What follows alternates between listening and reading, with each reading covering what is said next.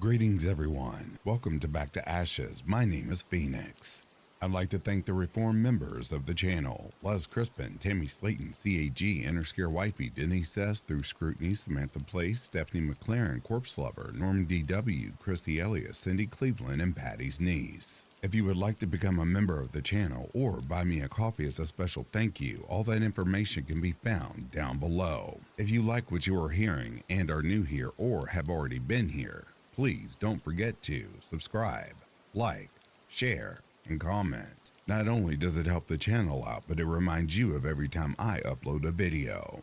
With all of that being said, it is time to go back to ashes, for once we arise from the ashes, we are a bigger, brighter, stronger, and a happier person in the morning. Sit back, relax, kick back, grab a snack, or tuck in to get warm and prepare for this dose of melatonin entitled True Let's Not Meet Stories. Right after this intro, an ad will play. I'll read the first story an ad will play, and after that there will be no more ads within this video.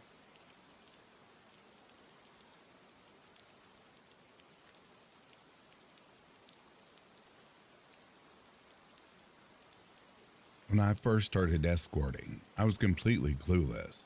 I was desperate and usually would text with someone who got my number off a site and arrange a meeting.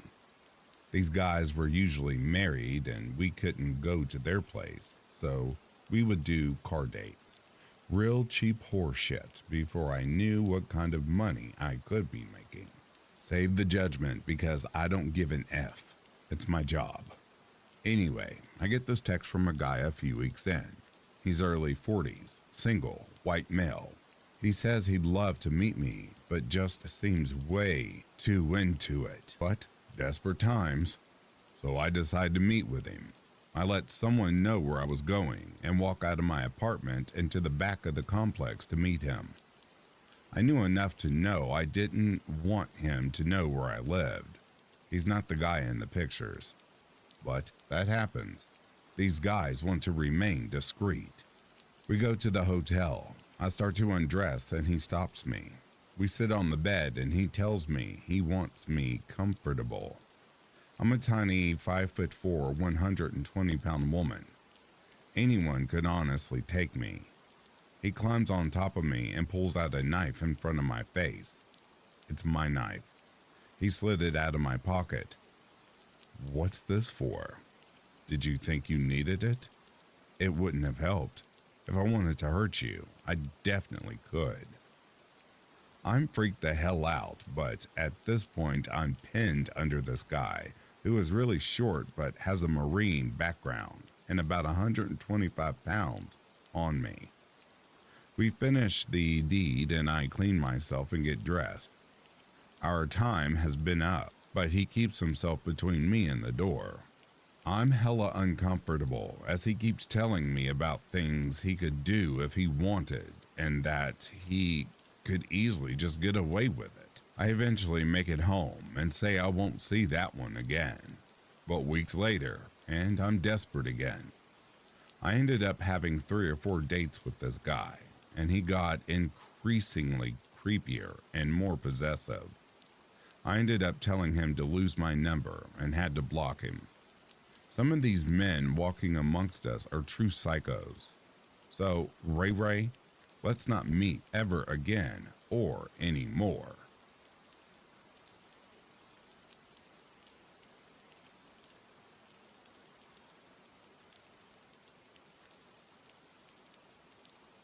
So, let me get a couple things straight.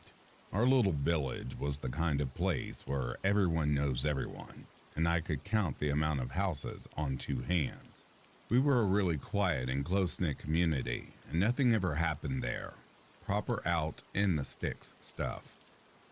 One night, a few years ago, my mom and my stepdad had gone out to this concert and left me in charge of my little brother and the dog. I wasn't very old, maybe around 14. And I feel really proud that my parents trusted me enough to do that. I thought I was a pretty cool big brother, and I thought we'd be doing cool babysitter stuff like staying up late, eating pizza, etc. I'm kind of glad we did because I don't know what would have happened if we hadn't. At around 10:30, the power cut out. I didn't think anything of it because the weather hadn't been great lately. I figured that had something to do with it. I got some candles out of the cupboard and lit them and put some of our favorite songs on. As soon as I sat back down, Sonny, who was my little brother, turned to me and, being the weird little kid that he is, told me very calmly that someone was outside. I was a little perturbed by him, but the dog hadn't done anything, so I presumed it was just the neighbors or something. He just shrugged and went back to his drawings. There's a running joke in our house that you don't need a clock with the dog around because he is such a creature of habit that he will consistently get up at exactly the same time every night to tell you that it's time to initiate his nightly go-to-bed protocol. It was about 3/4 of an hour after the power went out when my dog decided that now was the time. I told Sonny to go get the dog his biscuit while I let him out for a piss. Now, our kitchen is an extension to the original house, and so as such, has a flat roof that's completely low to the ground compared to the rest of the house and offers easy access to the bathroom window. As I opened the door so the dog could do his thing, Sonny pushes past me in the doorway and whispers, "I know you're out there, and I'm calling the police." As he turned around with the biggest, proudest smile you have ever seen on his face, there was a very distinct rustling coming from just above the doorway. I don't think I'll ever forget the way Sonny's face dropped when he looked just above my head. I looked up. The man sitting on the roof above me panicked, tried to kick me, and then ran off into the next door's garden and presumably into the cornfield surrounding our village. I was scared shitless, and Sonny was bawling his eyes out. I ushered him inside as quickly as I could and got a knife from the kitchen. We both went to his room, and I told him to try and get some sleep while I waited for our parents to come back. It was an agonizingly long 4 hours before they did. My stepdad immediately went outside to check to see if everything was all right. I heard them talking about how something had smashed the fuse box. Obviously, we called the police, but they didn't come until later that day. They did a search of the immediate premises and found a makeshift bed in a nearby disused barn, along with pictures of silhouettes of us in the shower through the frosted glass. I think it's pretty safe to say the whole experience definitely shook us up.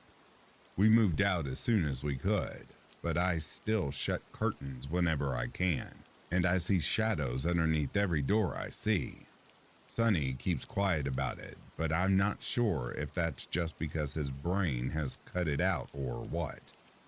So yeah, weird kitchen roof stalker guy. I hope we never meet again.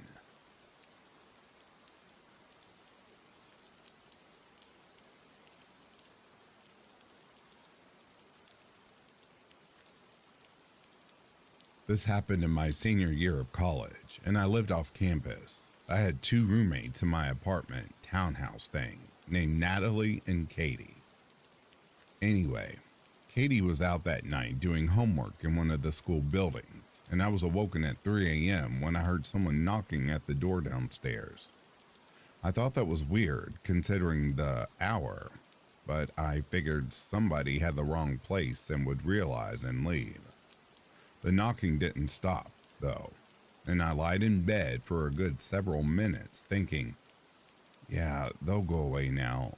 They'll go away. They'll get bored. As one might expect, though, I started to grow confused and then kind of freaked out by this person's persistence. Then the knocking turned into banging, and I couldn't ignore it anymore. Honestly, I probably should have called the police instantly, but it was the middle of the night and I was just confused. So I headed to the top of the stairs to see Natalie standing near the door, staring at it.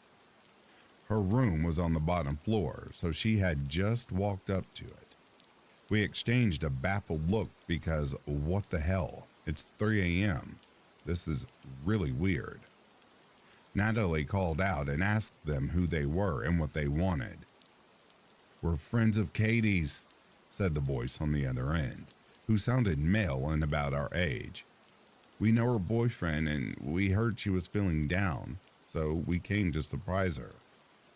That was already a weird story because, again, 3 in the morning. But thankfully, Katie wasn't even home, so we both informed them of this. "Katie's not here. She's off doing something else." "Good. They're going to leave, right?" "They came here to see Katie. She's not here. They'll leave us alone and we can go back to sleep." "Just open the door." I know. If I hadn't called the police before, I definitely should have done it now. It was weird though. That night I realized why people do stupid stuff in horror films. Not only had I been woken up out of nowhere, but it feels surreal to be in a situation like this. Like there's no way you could actually be in danger. That only happens in horror movies and true crime documentaries, and in questionable creepy stories online. It would never happen to me. I'm just a random, ordinary, boring person going about my business. I don't need to call the police. I'm sure this will get cleared up and everything will be fine. So yeah, Natalie and I did the stupid thing and tried to argue with them. We told them that, again, Katie wasn't here. There was no need for them to stay. Eventually, Natalie asked what their names were. Throughout the encounter, we made out 2 distinct voices, but only one gave us the name. And I texted Katie without telling them, asking if she was friends with someone with that name. After a couple minutes, during which we were still arguing with the stranger, Katie replied, "I am, but I don't think she knows where I live." That wasn't good. But even worse, the person on the other side of the door had a male voice. So this was a real name, but not the real person. Whoever this was knew stuff about Katie, like who she hung out with. I told Katie to stay where she was and not to come back until we told her everything was okay. Finally, we told the guys that if they didn't leave, we were going to call the police. No. Don't call the police. Don't call the police, okay? If we wanted to do something bad, we already would have done it, right? Yeah, that last bit wasn't helping their case. "Just open the door, okay?" The attempts at reasoning with them basically devolved into them telling us, "Just open the door. Just open the door." Over and over and over again, until we finally actually did call the police. We hid in Natalie's room and dialed 911 and explained what was going on. Thankfully, there was a police station close by, so it wouldn't take long for them to arrive. Unfortunately, I made the mistake of heading back into the living room and yelling through the door that we'd call the cops. But contrary to what you might think, that actually didn't seem to scare them at all. They seemed only mildly upset and kept arguing. To this day, I can only assume that they just didn't believe us or something. Then we heard a neighboring home's door swing open and a very pissed off man's voice. "If you don't leave right now, I'm calling the police." For whatever reason, that was what caused them to freak out, and they drove off. The police arrived and we told them the whole story. Natalie revealed that a couple of times she had just barely peeked through the blinds of a window close to the door, and she noticed that there were 2 guys, but only one of them was ever at the door at any given time. They would switch, with one at the door and the other sitting in the driver's seat of a car parked out front, presumably for getaway purposes. So yeah, that's reassuring. They also hadn't looked drunk, according to Natalie, and they definitely hadn't sounded like they were drunk. There wasn't much the police could do besides sweep the area a bit, but they told us that if the strangers showed up again to immediately call instead of engaging with them at all. One of the officers did give us some self-defense tactics, and told us what kinds of household items and chemicals would work best for self-defense. After making sure everything was all right and reassuring us, they left, and we eventually called Katie and told her the weirdos were gone. She arrived and was understandably a bit shaken herself. We sat down and asked her who might have known where she lived. She did not know people who had come to the apartment, so some people certainly, but Natalie hadn't recognized the guys outside as my previous visitors. Worse, it turned out that not only did they know Katie's friend's name, but they claimed to know her boyfriend, even though he didn't even live in the state where we were going to school. She swore up and down she didn't know anyone who would want to hurt her. By this point, it was around 5 a.m., so I didn't even bother going to bed since I was going to a workshop that morning. I told a lot of my classmates the story, and it freaked them out too. And the entire day, Natalie and I jumped at every unexpected noise, every shadow, every random movement. That night, it was hard to sleep. I expected to hear knocking at the door at any second. Thankfully, they didn't come back, ever. But that almost makes things more unsettling in a way. I'll never ever know what they wanted that night. Did they think we were hiding Katie? Was she seeing less than savory people in secret? Did they want to hurt her? If they did, why did they never give up and go looking for her elsewhere? Was all of that just an excuse to get into an apartment of young women? Did they want to kidnap us, hurt us, rob us? Who knows? I try not to let it bother me, but I wished I knew if my life was in danger that night. I have the feeling it might have been. After all, they weren't wearing face coverings, so if they wanted to commit a violent crime, they might want to get rid of the witnesses. But despite how much I wished I knew, yeah, random strange men who insisted we let them inside for unknown reasons don't ever show up here again.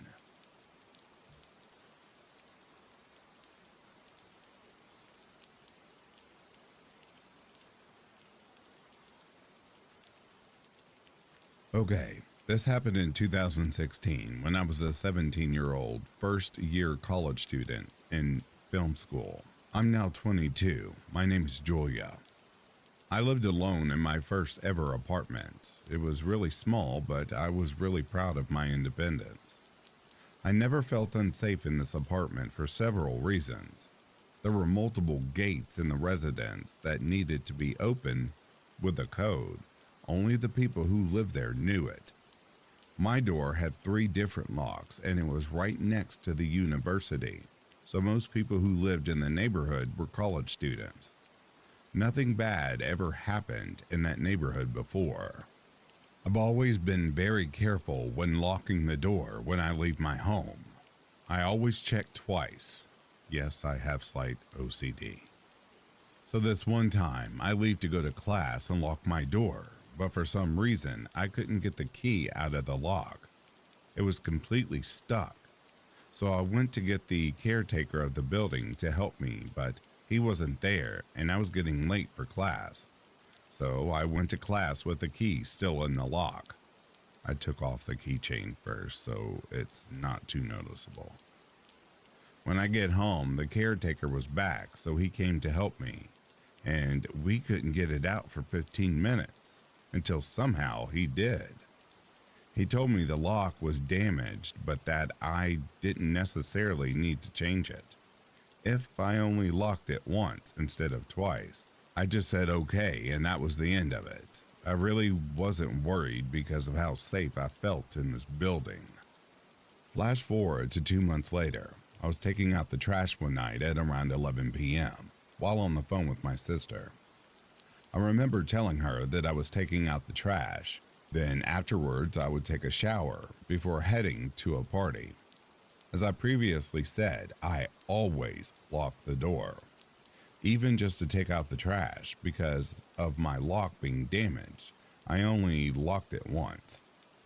When I got back to my apartment, I found the door unlocked, which immediately alarmed me.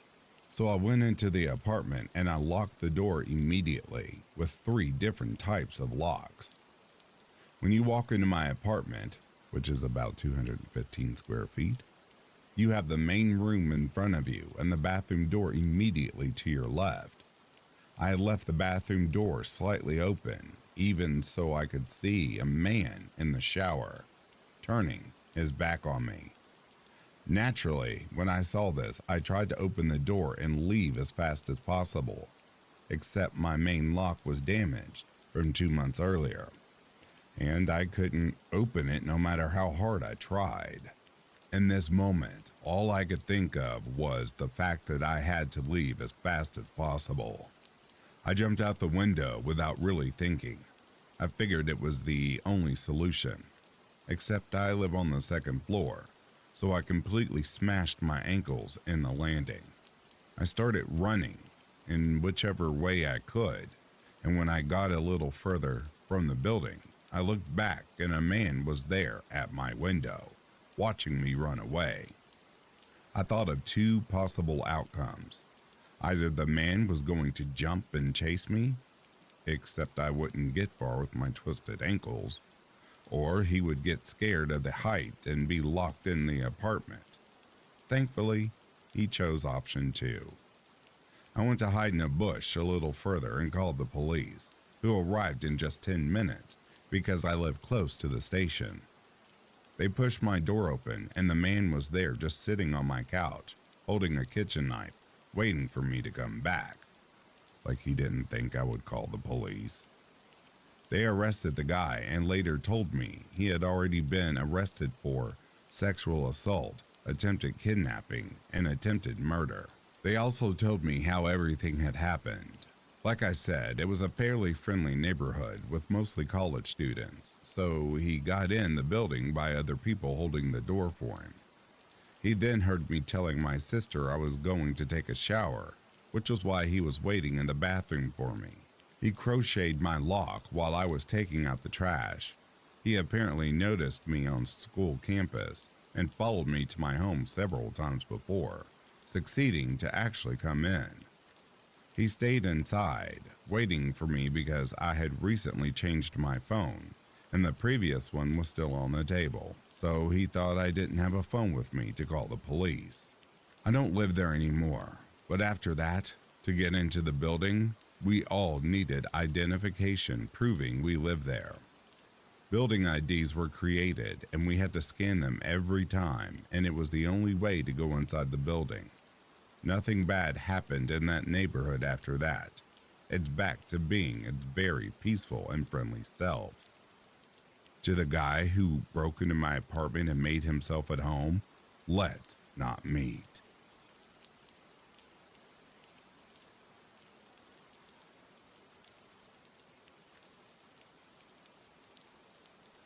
This is the craziest thing that has ever happened to me. And what makes it worse is that had things gone down differently, I might not have been here to tell you this story.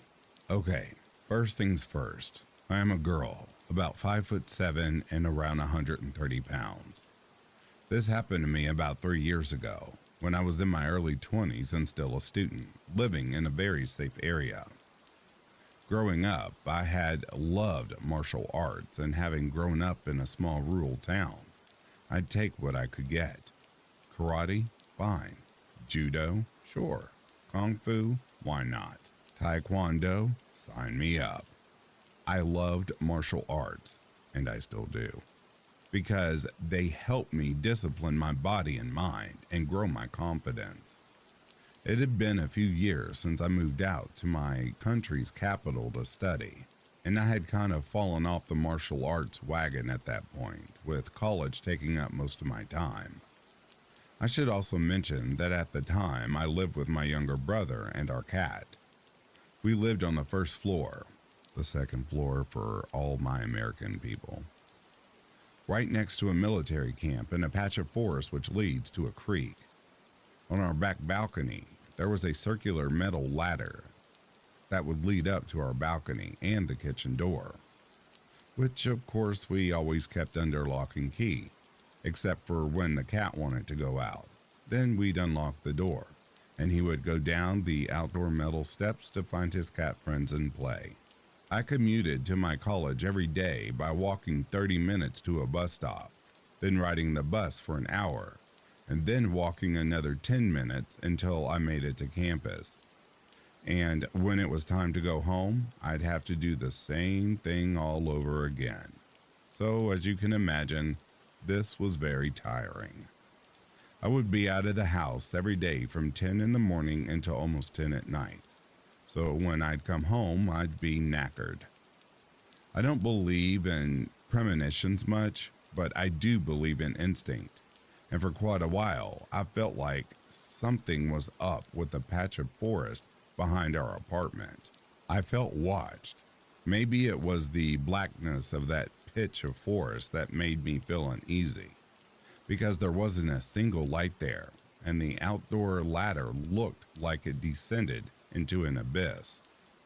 You could take 3 steps into that patch of forest and you'd be under complete cover of darkness. It made me feel weird because even though I couldn't see anything, I knew that something was up. I had no proof, but I knew it. I was in class one Wednesday afternoon with my best friend at the time, and a professor came in to pitch an internship to us. Internships aren't very well known in my country, so professors actually have to argue their case about why. As students, we could benefit from this.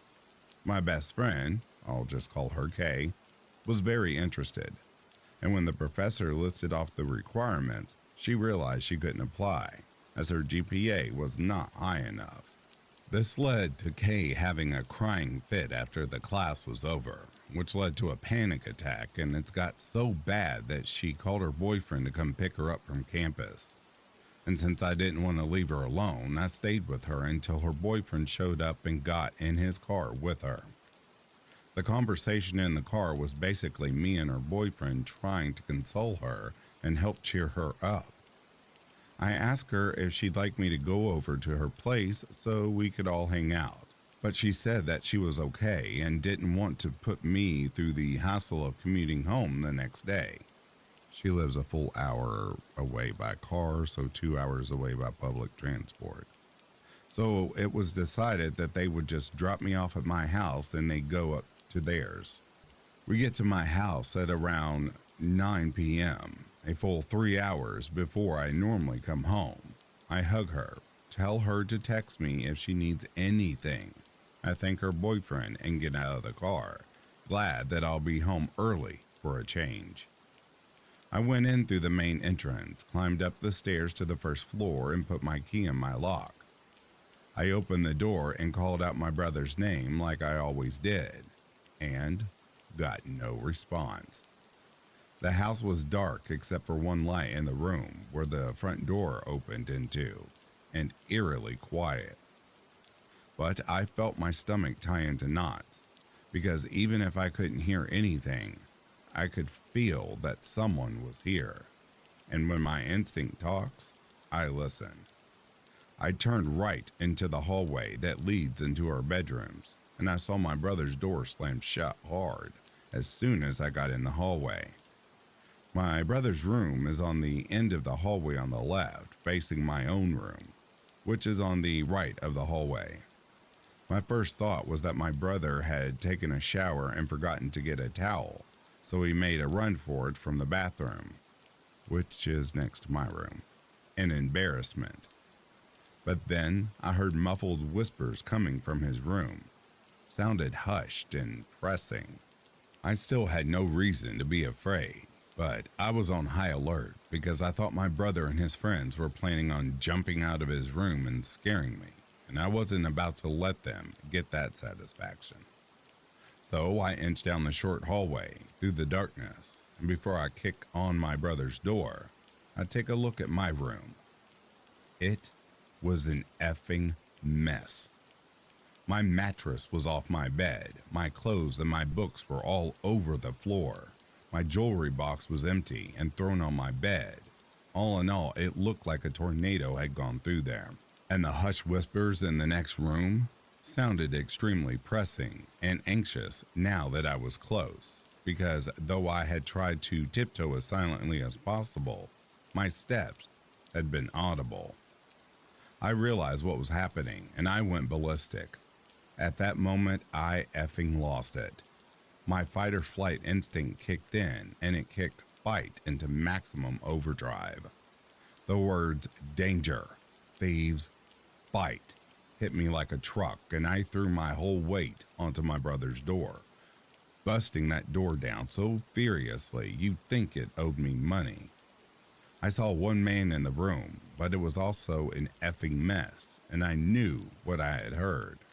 So I ran to the balcony door. I ripped the curtain out of my way and went through the open balcony door just in time to catch one of the thieves, right after he jumped off the balcony ledge. Looking back on it, he looked like a normal guy. Black hair, normal height, athletic build, big earring on his left ear. But at the same time, he looked like an effing monster to me. A vile, putrid, home-invading piece of shit thief monster. I started screaming unintelligible things as I saw him stumble around, obviously having hurt his legs, before he got back up on his feet and ran away. They were gone. I was safe, but then it hit me. Where the hell was my laptop? I ran into my room and tore the place apart looking for my laptop. It was gone. I started screaming and crying. The unfairness, audacity, and cowardice hit me like a steel toe to the stomach. I screamed and cried like I was in a Grecian tragedy. I am not rich by any means, and neither is my family. I had an old laptop which was probably worth pennies secondhand, but I needed that laptop for my schoolwork, and without it, I couldn't finish my semester. Not to mention that I don't have many real-life friends, and the majority of my friends at the time were online, so if I lost that laptop, I lost them too. My laptop was lost, and so was I. I felt violated, dirty, and less than. I was afraid I'd throw up or pass out or possibly both. I was taking such rapid and deep panic breaths that my vision began to blur. In the most panic and grief-stricken state I've ever been in my life, tears streaming down my face.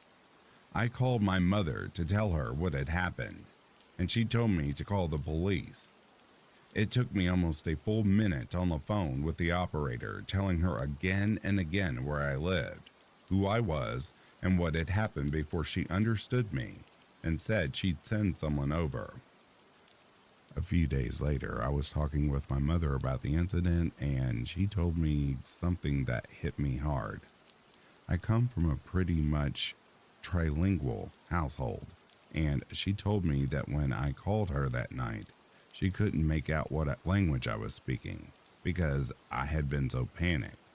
Makes sense why I had to repeat myself over and over to the operator. I started running around the house like a lunatic, checking every door and every lock in a frenzy until I got to the kitchen and saw that the window had been broken. Without thinking, I slammed it shut. Stupid, I know. But I was beside myself. I wasn't thinking straight. My brother came home a few minutes later, and when he came in, he saw me panicked, crying my eyes out and speaking almost intelligibly. He came to the bedrooms and he saw the damage and told me to go sit in the living room and calm down. I did as he said and tried to calm down, but I jumped at every sound and started crying worse, telling him I am sorry that I got home too late and that our laptops were gone. The house seemed so big to me at those moments, so dark, so hostile, and I felt so small and helpless. My brother called me over to my room and showed me a pillowcase full of something, and when we looked inside, we both found laptops, all my jewelry, fake, all of it, my old phone and some other stuff. They had been right in front of me the entire time, but I was so messed up that I didn't even register what was happening. The police eventually came out about an hour later and did F it all. So my brother and I took it to the police station and filed a report for the incident. And since I had seen half of one of the culprit's faces, they asked me to come in for an identification. They even sent over someone to dust for prints. Nothing ever came of it. The police said that since they didn't even have a backpack to put the loot in and resorted to using one of my pillowcases, they were almost 100% junkies. We had the outdoor metallic ladder ripped off our kitchen balcony, much to my cat's displeasure, since that's how they got in. We also installed several motion detecting lights. For the next few months, I was constantly on edge, and every time I passed near some suspicious characters who hung out around our usual bus stop, I felt a violent rage boil within me. I caught myself looking for the man I had seen, ready to beat him within an inch of his life. But I never did see him again, or heard his creepy whisper partner again. And my brother and I moved away from that apartment a few months later, because I never felt comfortable in that apartment again. I picked up kickboxing, and because it had made me stronger, it has helped me feel safer, and I always carry a knife with me now. I still think back on that encounter and realize how freaking stupid I was. What creeps me out the most is knowing that night, there had been nothing but a thin plywood door separating me from two potentially dangerous men. Even if I know that me busting in my brother's room like a lunatic is what scared them off because of how stupidly fearless I was, I also realize how bad it could have gone. They could have had guns, they could have had knives, they could have had pepper spray or a chain or whatever. And there were two of them and only one of me. And if they ganged up on me, even with the adrenaline having turned me into Doom Guy, I don't know how much of a chance I realistically stood against two men, high on whatever they were on and desperate enough to break into an apartment and stuff loot into a pillowcase. Had they been willing to put up a fight, this would have ended very, very bad for me. What I do know is that I probably still would have bust in there like Doom Guy. So, to the creepy, cowardly bastards who dared break into my apartment and tried to rob me and my brother and ended up traumatizing me so bad I had to move. F you both.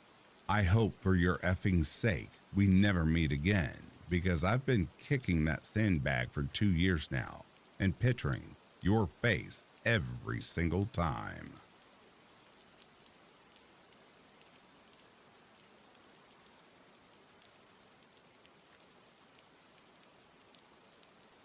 I was watching my daughter's kids while she and her husband go out of town. I have a teenage daughter. Let's just call her Alyssa. At like 3 a.m., I'm awoken by a weird rustling sound and look out the window and see movement. I saw a boy emerge from the bushes on the side of the house. I saw a bike tossed on the lawn that definitely wasn't ours. My first thought was that it was a burglar casing houses, but since he looked young and came through on a bike, I figured scaring him straight would be enough for him to decide to head home. Didn't want to ruin a teenager's life by calling the cops straight away. So I went out on the porch, flipped the lights on, and said, "Can I help you?" in my classroom voice. The guy looked surprised but not nervous. He was wearing a Letterman-style jacket, but once I got a clear view of him in the streetlights, he seemed much older than my granddaughter, gruff, and more wiry than athletic. He walked up closer to the house and said, "Yeah, I'm looking for Alyssa." I gave him a disapproving glare, hoping he'd realize he came looking for a girl late at night, and a grumpy old person answered, "It's time to split." I'm thinking what must have happened is Alyssa knew her parents were going out of town, and maybe before she knew I'd be staying over, told a secret older boyfriend to come over. It was late and I was alone with several kids, so I didn't want him coming any closer to the house. I also thought it was weird he came so late and wanted to be sure Alyssa actually wanted to talk to him. So I said, I'm sorry, who? And he said, Alyssa, Alyssa last name. This is her house. I thought. He knew her first name, so they must be at least friends. I said, you wait here. He started to walk up and I felt a sick burning in my gut. Instinct kicked in. I yelled, no, stop, freeze. Then readjusted and said, you stay right there. This is private property. Don't take a step closer. Wait right there.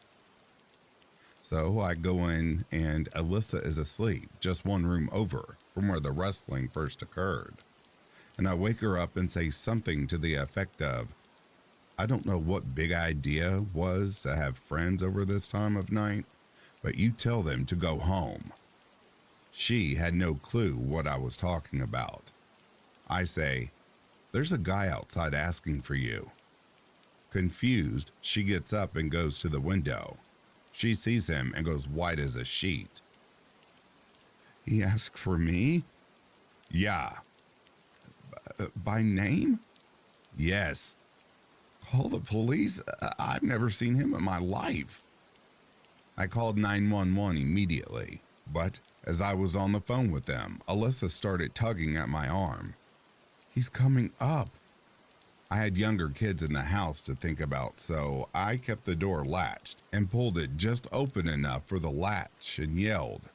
I asked my husband, and none of us know an Alyssa last name. Leave my property or I'm calling 911.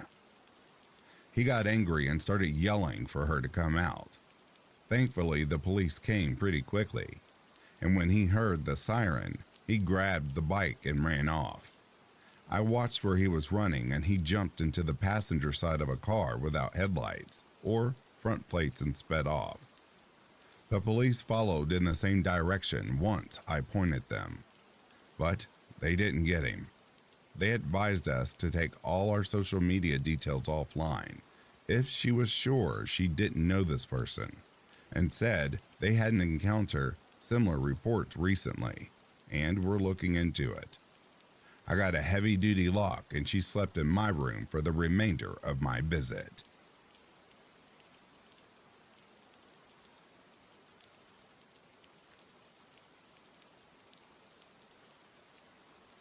This happened many years ago, but I've just discovered that the person in question has been released from prison. In my mid-20s, I was bouncing around. I couldn't settle on what to do. And after a long and crappy relationship, was mostly interested in having fun. I was at uni, but wasn't the most committed student. I had been working at a restaurant and a hotel, but absolutely hated it. And a friend told me about working as a receptionist in a brothel. It's completely legal where I live. And said the money was decent. It fit in well with uni. It wasn't difficult. And if clients were rude, you could just kick them out. Unlike hospitality, where you had to be polite all the time. I found a place that I was looking for receptionists and went for an interview and got a job. And it was fine. I mean, not the most interesting job in the world, but it paid okay. I could smoke out the back when cigarettes didn't cost $50 a pack. I could study if it was quiet. And I know what everyone is thinking at this point. Receptionist is code for sex worker, and I promise it isn't. I have no proof, but lying about it doesn't make the story any better. In fact, if I were a sex worker, it might be an even more interesting story. Sadly, no such excitement in my life. We had a couple regular clients, and they all had reputations of some kind. This guy only books half an hour, but always extends his bookings at least once. This guy will pay extra for dirty talk. A lot of it was innocuous, just information passed between people that we, as receptionists, always heard about all the time. But some of it was more along the lines of a warning. The guy will try and remove the condom. This guy wants to spank but won't ask first. And then there was the doctor. The doctor had a lot of money and would potentially book multiple workers for a long time. He paid well for reasonably boring extras, like fancy lingerie or fancy roleplay, aka nurse's uniform. But he had a big red warning sign above his head. The first time he came in, one of the other receptionists warned me. No one has to do an intro with him if they don't want to. Warn the girls it's the doctor. I called the intro, i.e. I went to the staff room and said intro in meeting room 1, which generally meant that every available worker should go in, say their name, flirt, or whatever, after which one of the receptionists would find out who they wanted to see and how long for. And all the workers stood up and then said, "It's the doctor," and all but 2 sat back down. So I immediately asked what the deal is, and they explained that he likes cocaine. He likes workers who like, or pretend to like, cocaine. And he's a neurosurgeon who gets access to weird drugs, and often his cocaine is far from pure. Not cut with drain cleaner, but cut with pharmaceuticals, like amnestics used for surgery. I also enjoy drug insertion. I'm sure you can fill in the blanks there. He was sometimes belligerent if workers refused him after they've started the booking. And he was just creepy. When we would go in to check with him, he'd try and grab us, make us, the receptionist, sit down. And to be clear, I'm not what people would consider attractive. Plus, he did do it with all the receptionists. He grabs our hands and tries to stroke our arms. He had this super intense stare, like a mannequin that could actually make eye contact. I know that sounds weird, but it's hard to describe. It's like he was staring right into you, but also not seeing you at all. His expressions were weird and just didn't work on his face. Like his mouth would smile or move, but his eyes wouldn't change from that intense stare. I guess it might have been the cocaine, but it was deeply unsettling and just made you feel squick. Having said all that, there were a few experienced workers who knew how to handle him, get the most out of him whilst experiencing the least possible risk. It's possible to fake snorting a line. I did not know that up until this point. Hence, giving workers the option to meet the client. I can't remember if he saw anyone that first time. If I recall correctly, he had a handful of bookings in the time I worked there. He did have strict instructions not to ever let anyone do an out call with him. That is, booking at anywhere other than the brothel. Plus, we had a few other harm minimization strategies. Then, after a while, one of the workers who was okay with seeing him left to go traveling, and no one else would see him. So, he gradually stopped coming in as no one would intro him. I moved on to receptioning at a different brothel. A new one had opened closer to where I lived, and the pay was better. And he showed up again there. I knew he would frequent all the places he could until his reputation overtook him. When he showed up at the new place, I told all the workers about him, and no one was okay with seeing him. He only tried a couple more times before he abandoned us. A year or so later, I had moved on to a different job. I couldn't do night shifts anymore. And I was chatting with a friend from the brothel who said, "Oh my God, did you hear about the doctor? He killed someone and got arrested." And it was true. The doctor had killed a worker who had been sent to his apartment. The worker lay dead in his bed for 2 days. Officially, it was manslaughter, and he also pled guilty to supplying the drug that killed another worker. All this happened because A, he's a terrible dumpster fire of a human, and B, because one awful brothel manager, and the owners behind the bar, put profits in front of safety and kept sending workers to bookings with them without giving them full warnings, and specifically sending inexperienced workers, and without keeping them in-house. It later came out that the medical board had known of his cocaine addiction for many years prior to his arrest and had helped cover up some botched surgeries. It was horrifying to hear, and we both spent some time telling stories we knew about him. But then, I mostly forgot about it. Then I was chatting to an old friend the other day who reminded me of him, and I got on Google. I found out that he's been released from prison. I hope not practicing medicine, but he could be anywhere now. So, murdering, drug-addicted, now free former neurosurgeon, let's never meet again.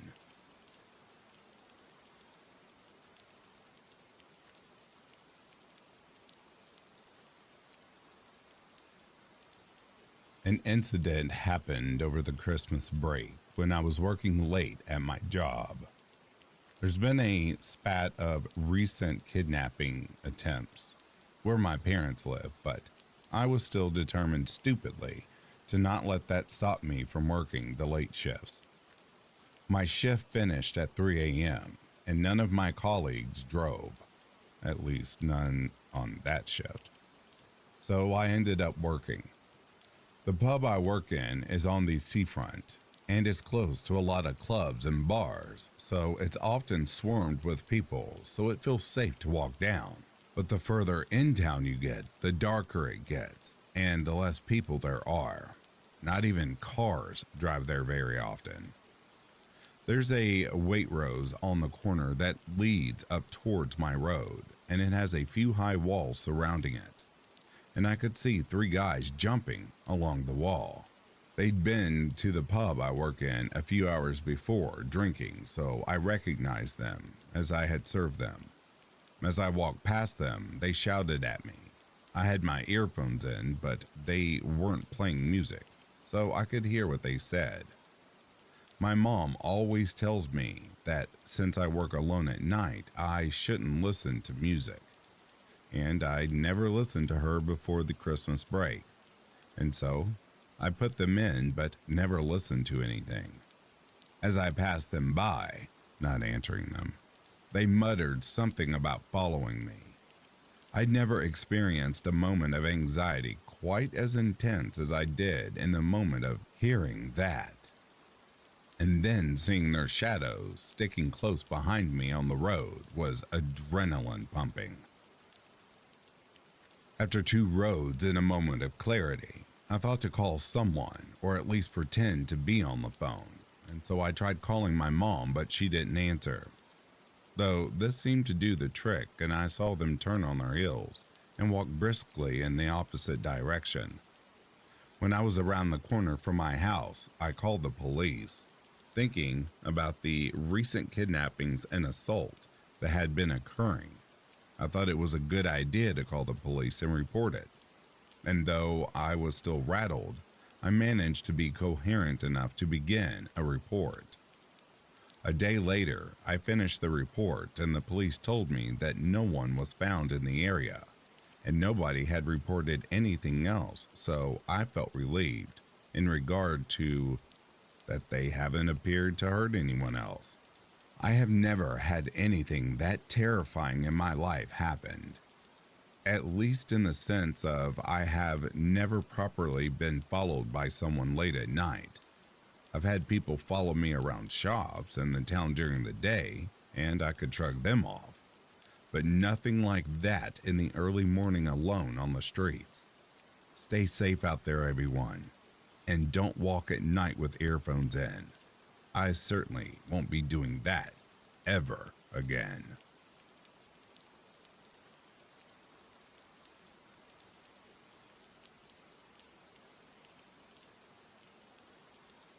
I grew up in the mountains on a dirt road in the middle of nowhere. The closest town was 8 miles away. My little sister and I, around 11 and 8, were latchkey kids, and every night we'd walk home from the bus stop and hang out at home until our parents got out of work.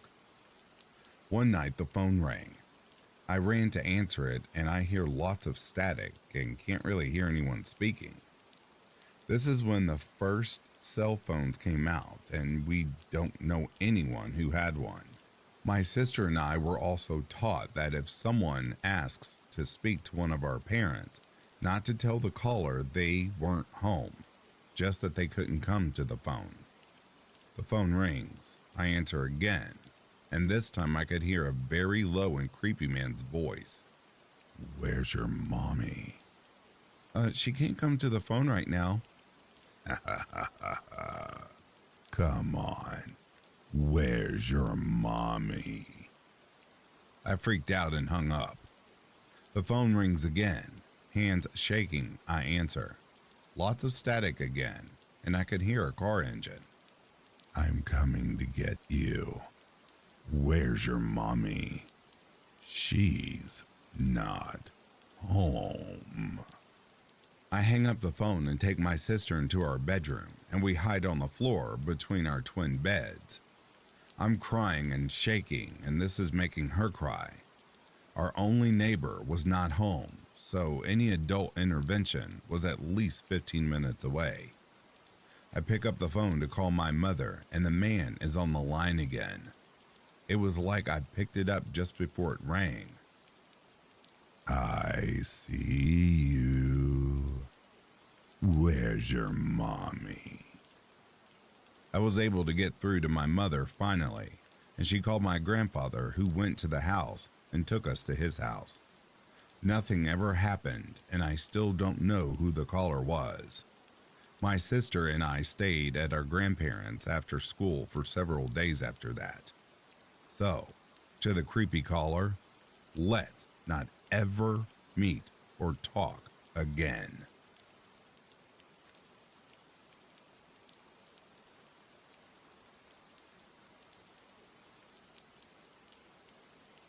And that, dear listeners, brings a close to these true